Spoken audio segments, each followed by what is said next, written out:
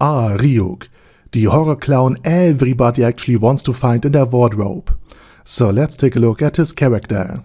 And we start with his appearance. Ryuk has an eerie presence, with his clown-like look, featuring white pale skin, large red lips, and long black bluish styled back hair. And he wears a distinctive black spandexy kind of outfit, like a goth clown, and his raven black feathered shoulder patches nicely match his hair.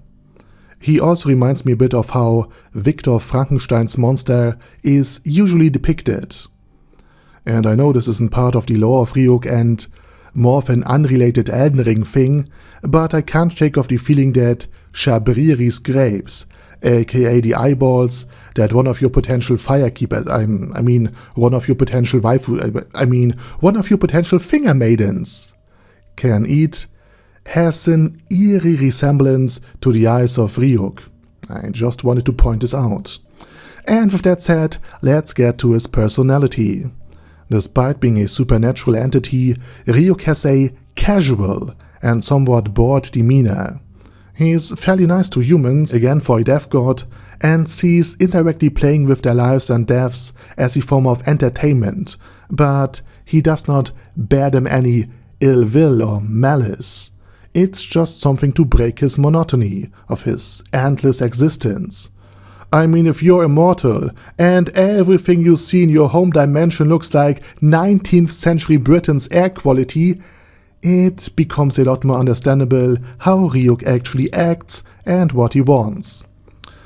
And again, despite all of this and despite being a literal death god, Ryuk is not arrogant. He's not a specter of death that wants to elevate himself or to be worshipped. He just wants to be entertained. And he's also very casual to light.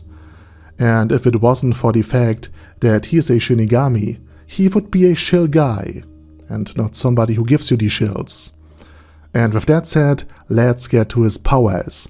As a Shinigami, a literal death god, Ryuk possesses surprisingly little powers, at least compared to, let's say, a certain undead overlord, or even just a normal lich from Dungeons and Dragons. His primary ability is to decide who lives and who dies by writing their names in his death note. He also has 2 of them. However, he remains only immortal for as long as he kills enough people. Simply speaking, Ryuk can see how long people have to live.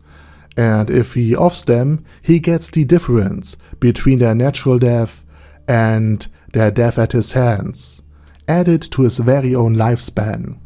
Furthermore, Ryuk is able to fly and to move between the realms of the living and the Shinigami.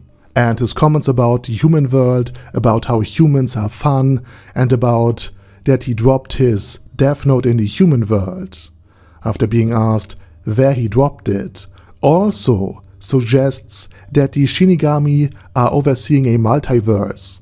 Finally, Ryuk is able to grant any human who finds, or at least touches the death note, the eyes of a Shinigami, in exchange for half of the remaining lifespan.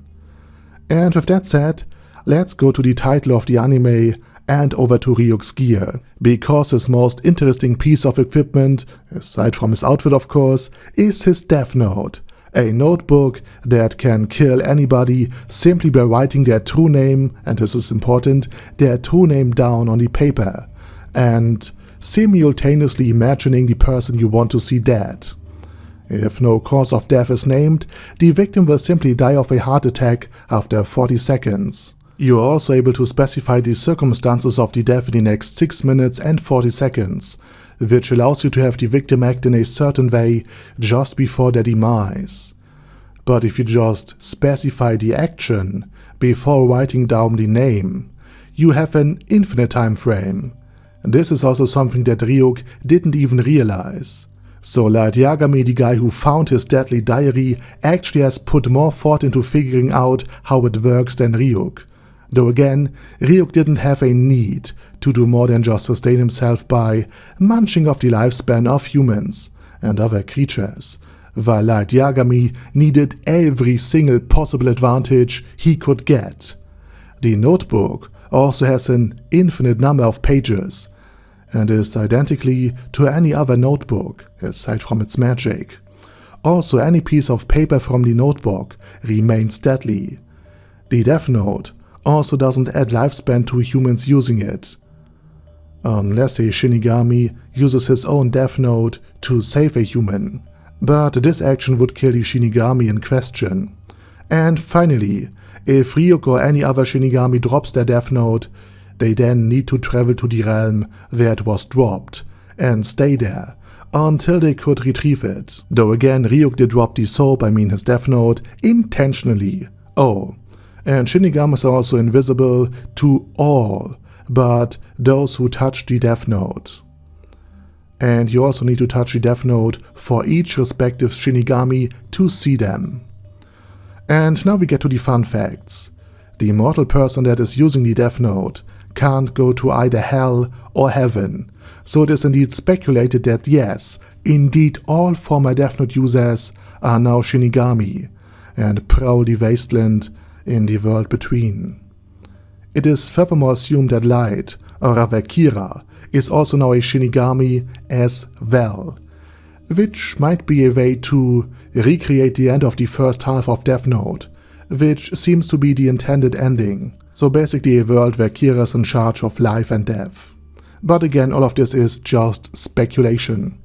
And additionally, while it is speculated that yes, indeed, this is Light Yagami in his Shinigami form, since he has the same limb that Light had acquired due to a gun wound just before his death, it is also furthermore speculated that Ryuk was an actual horror clown who killed using the Death Note a long time ago.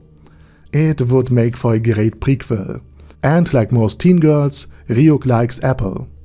Or rather apples, like the juicy ones from our world. The ones from his own world are basically just dried out dust. And with that said, I hope you have enjoyed this little character portrait.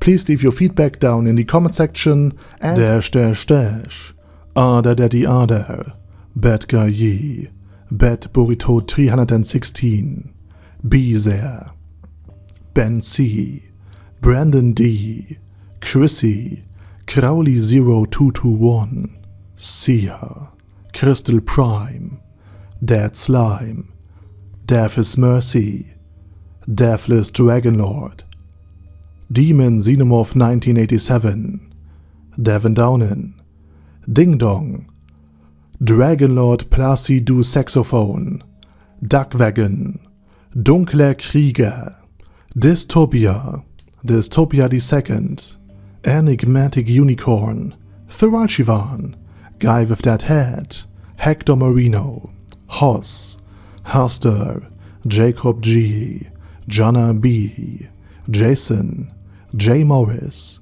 Chromius, Kyle R, Lee K. Long, Legendarius, Lelouch Britannia with a Mustache, Lexus Fox, Lord Nishikian Rai, Lord Touch Me, Loverazor, Merovec, Mr. Shoes, Mr. Tweaker, Michael R, Michael Y, Nope, Oh Hell No, Normal Toad, O'Kill, Overlord General Gasper, Paddy Pantom, Personage, Primus 11, Rhinomere, Q&A Caracos P, Shergox is Daddy, Shadow Lightning Wolf, Shrine Keeper, Super Tier Magic Batista Bomb, Supreme Cheese, Staris, Ted, Texas Deer, The Orc Warboss, Rocket Smasher, T.E. Wang, Vash Hawkeye, Vegito 27, Venture Fanatic, Wilhelm,